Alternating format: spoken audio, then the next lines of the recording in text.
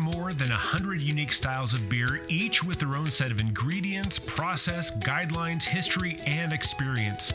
If you're a beer lover, an industry leader, or somewhere in between, a better knowledge of beer style will improve your life and your work.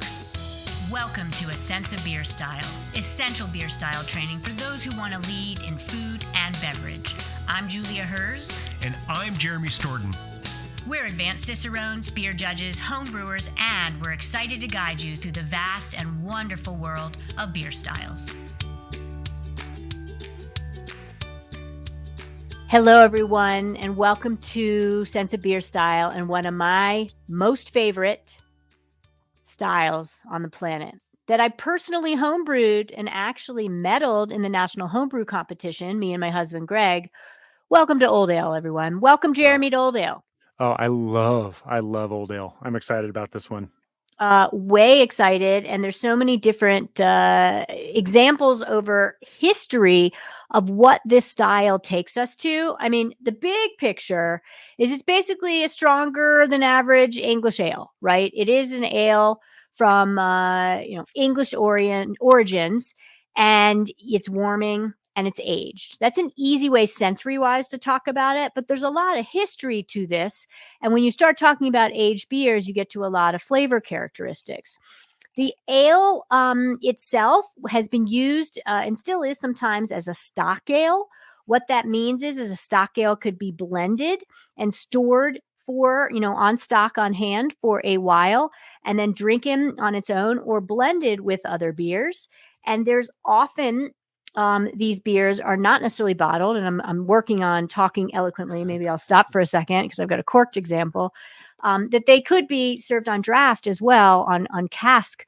And so anyway, we're going to talk you all through this, and we want to get into the ingredients and the aroma and the flavor profile so we can actually dive into what it tastes like. So Jeremy, talk to us about characteristic ingredients for Old Ale. Yeah, I'll take over so you don't have to multitask and get that cork out of there. It drives me crazy when the corks are really tight. It's just like it's like being a kid on Christmas Day, and I want to get into my present, but it's wrapped in iron. I can't get in. So this Old Ale style, that it really is. It could be a lot of different things. Old Ale doesn't really talk about the inherent style; it just talks about more about the process and the age about it. So the grist or the ingredients in these beers can vary pretty widely. It can be a lot of pale malt. Brits love their caramel malts. You can get these specialty malts as well. And sometimes you might see that they put a little dark malt in there. It shouldn't be roasty. It shouldn't be heading into porters or stouts, but they can use some dark malts to give it a little bit of color, a little bit of flavor that they want it to be a little bit darker. But they'll use that pretty sparingly. They'll use sugar adjuncts. They'll use different adjuncts like corn, maize, or flake barley, wheat. All these things are available. And these they're all fair game, I should say. But we can't expect finishing hops to be traditional. The Old Ale really, the ingredient list is pretty much the same as a British strong ale, which again is another one of those beers that isn't a true style. It's just more of like a category of a catch-all. The thing that makes this particularly different, though, the Old Ale is different, and we'll talk about this. I'm going to just kind of tease ahead just a little bit. The Old Ale and the strong ale are very, very much alike, but the Old Ale has an extra ingredient, and that is time, that is barrels, and that has age that could come from wood, could come from other organisms. So there's going to have that character, and we're going to talk about that next when we get into appearance, aroma, flavor, mouthfeel, all this stuff. But let's talk about the appearance first. And I love that you just use time as an ingredient because it really is. Brewing process often to me, it's not an ingredient physically added, but it can influence the final beer in so many fashions. So very, very eloquently said. And in terms of appearance, I'm definitely looking at a classic example, a little murky, a little cloudy, but you've got that deep amber to very dark, a little bit of reddish or brown color in there. And the age will cause it to darken further. Jeremy's looks a little lighter in the glass. It's always kind of hard when you're looking at the computer screen if you're Yep. watching us and not listening us, and either way, it's fine. But mine's darker than Jeremy's, right? And Yeah. that's just the case. Clear, but can be almost opaque. I'm not really able to see through this, and I do think there's some yeast sediment that's also kind of creating some of that murkiness, a little bit of the clouds. But it's not hazy or any in the sense of the fashion. Moderate to low, cream or tan color of foam. Mine virtually has none. Mine's kind of like dead still, like a little petulance, maybe. That means partially sparkling. And color of foam or head retention is very average to poor. That makes sense, especially as you're getting into the higher alcohol by volume examples here. And let's dive straight into the aroma because now, boy, are we going to have something to talk about. Absolutely. I do want to point out one thing, though. I noticed that that your glass. For those of you who are listening to this, I'll just describe it for you. If you're watching, you can get the play-by-play as we're talking about it. But your glass, there is no foam whatsoever. Then look at my glass, no foam whatsoever. The reason for that, the likely culprit for that, is not because it's a bad beer, not because it's not carbonated, but usually foam does not exist in the presence of strong alcohol, not very well. And these are some of those beers where you're not going to get a lot of foam out of this. Just saying. But when we talk about aroma, it's deep, it's complex, it's brooding. You have this medium to medium high, very, very malt forward beer that is ultimately balanced by some hops and also the alcohol and maybe even some of the tannins from the barrel if it was aged in a barrel. So it's still balanced, even though you have this, crazy high malt character. But that malt is complex. You get these dried fruit esters. You can get this caramel, breadiness, nuttiness. You can get molasses. You can get another thing that they describe as treacle, and I've never had treacle, but that is kind of like a sweeter molasses in the UK is my best understanding of that. Uh, but you can get this kind of vinousness out of it, which is a fancy way to say it's almost like green and not vegetable, but like vegetation matter, almost like twigs, but green twigs. When I think about that type of flavor, I go straight to Italian grappa, and you get a lot of those same type of flavors. But it's just kind of balanced in there. Uh, the big character about this, because it is aged, you're going to start getting some flavors that are reminiscent of like a deep port or sherry, and it's going to have some oxidation. And these are the flavors where oxidation is bad. You get these wet cardboard flavors, but in a big, strong malt forward beer like this, when it ages enough, those finally come back around. You start getting almost like a honey flavor. It's like port, it's sherry, and it's really endearing and really delicious.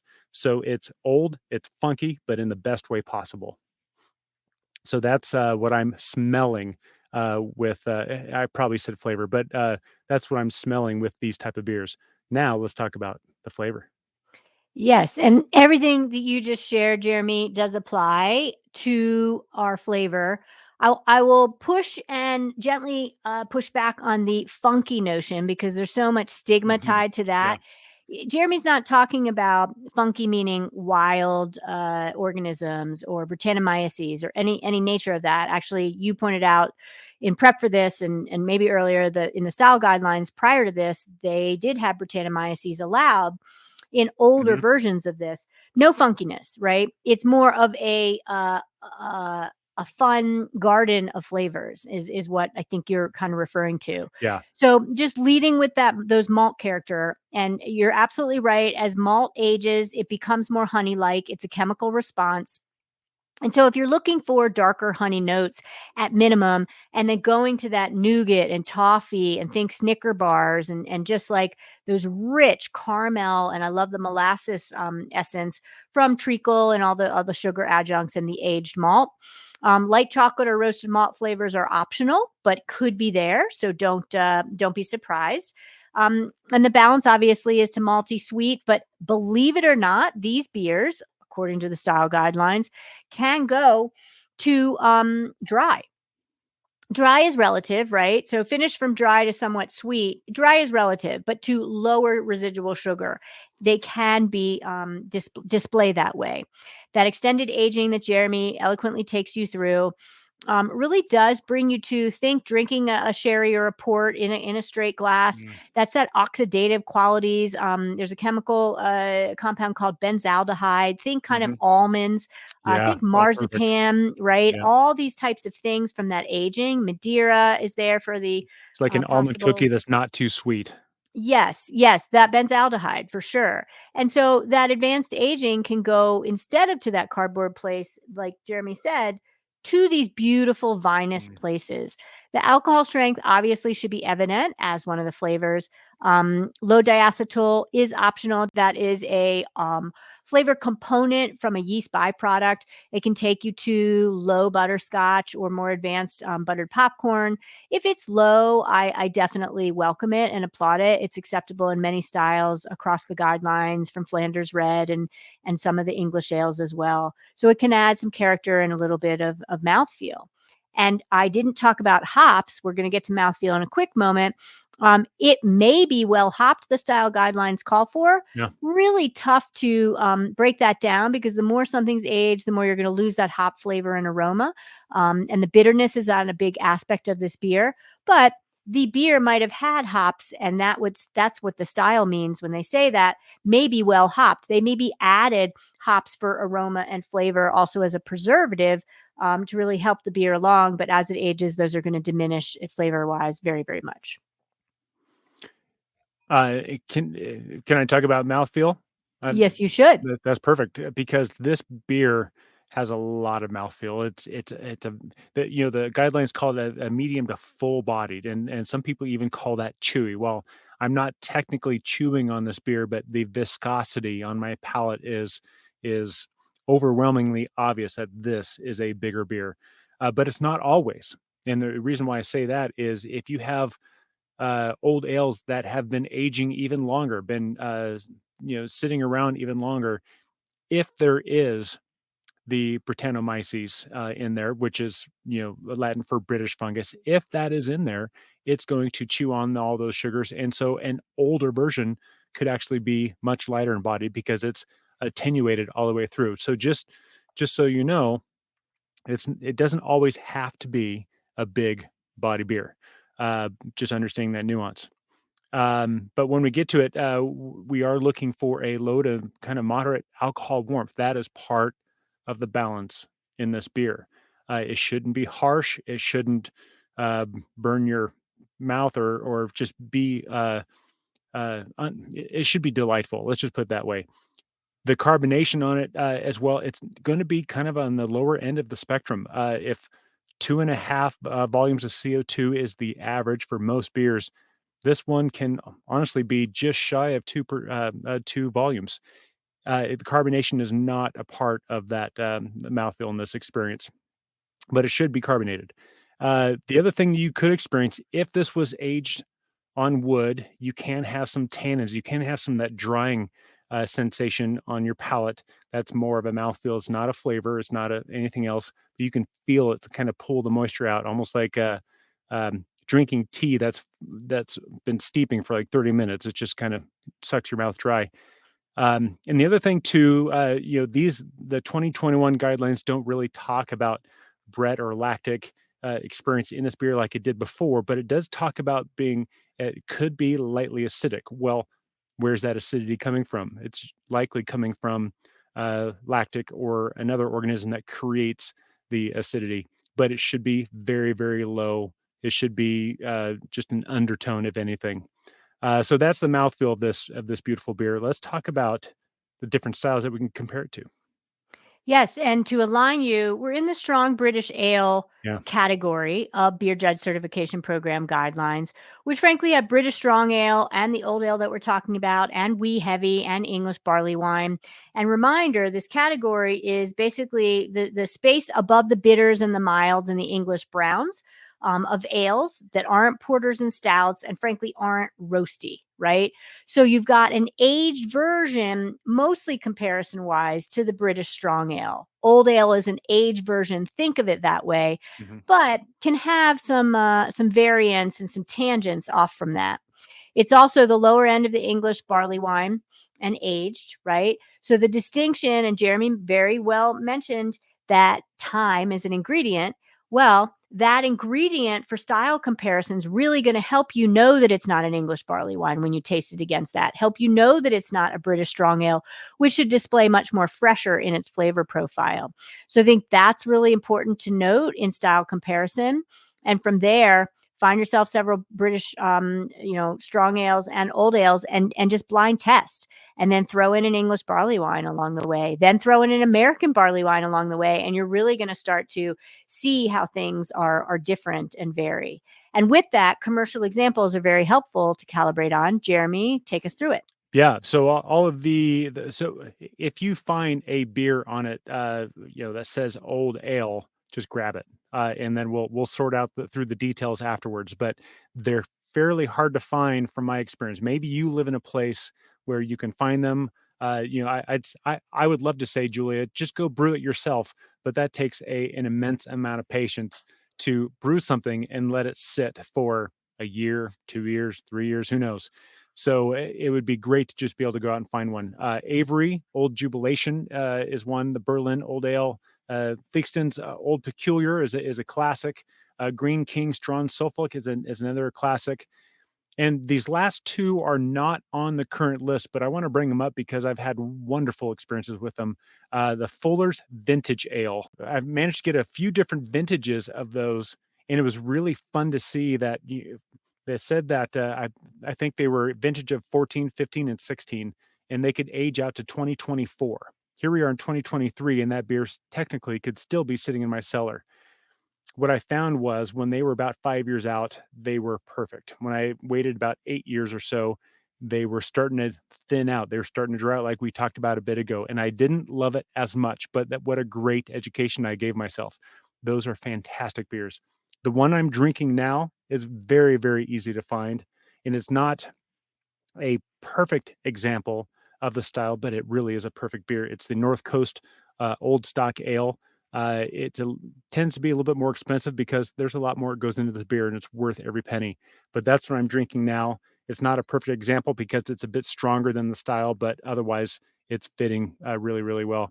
So these are the commercial styles you can look for, or if you're out in the wild and you see something that says old ale, grab it and go. That's my advice. But you want to talk about numbers? Yes, and I'll give you a tip on old ale. It's 2 words: old ale. So when you think about original gravity, there's 2 5s, 1055, and then 2 8s, 1088. That's the range, 1055 to 1088 for old ale. Final gravity, not as easy, but 1015.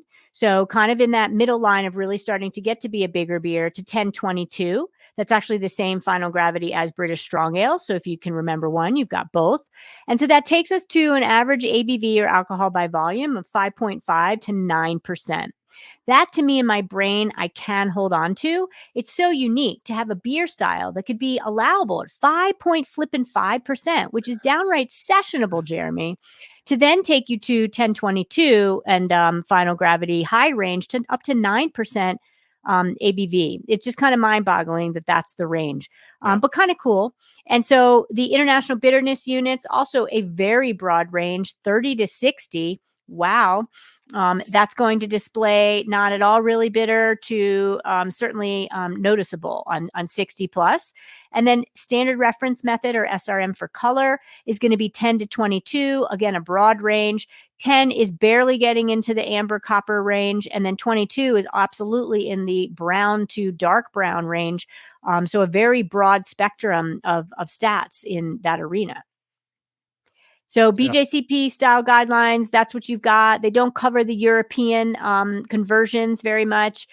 Jeremy loves to throw them in. He's better at the conversions than me. Feel free to supplement. And then Jeremy, also take us home into ideal glassware and temperature. Yes. For all of you outside of the U.S. who are dealing with a European Brewery Convention, It really is, for all intent and purpose, it's double the SRM. So we're looking at an EBC of 20 to 44. That is solidly in the amber range, from light amber to dark to light brown. Excuse me.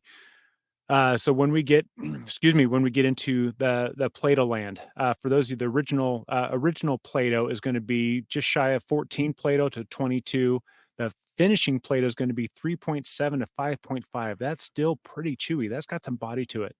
And when we're talking alcohol, we're making that conversion from the ABV, but we prefer Plato. We're really looking at 10 to 16.5. Um, and so that's for those of you, and Plato is pretty common outside the U.S., outside the U.K., more common than gravity is. But most of us, especially for home brewers, we're comfortable with gravity. So we're going to try to talk about both. But let's talk about glassware. I happen to have this one in a dimpled pub mug for the lighter end of that spectrum of 5.5 to 6.5 to 7.5.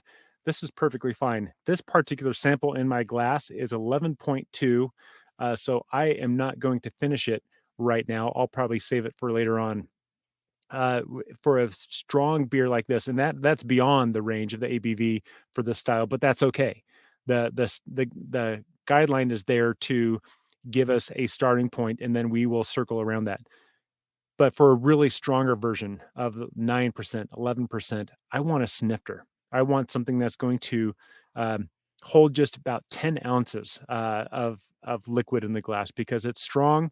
I don't need to drink too much. It's big, it's intense, and I want something like a snifter to act as like a jet engine to concentrate those volatiles into my nose and really give me that experience. That glass you're drinking out of, Julia, is perfect. And that's more of a Belgian tulip versus a schnifter, but I haven't filled it very much. I'm going to allow it to just be less than like a third full, so I can cup it more like a snifter and really cover all the beer in my hand and heat it up. And I'm glad you pointed that out.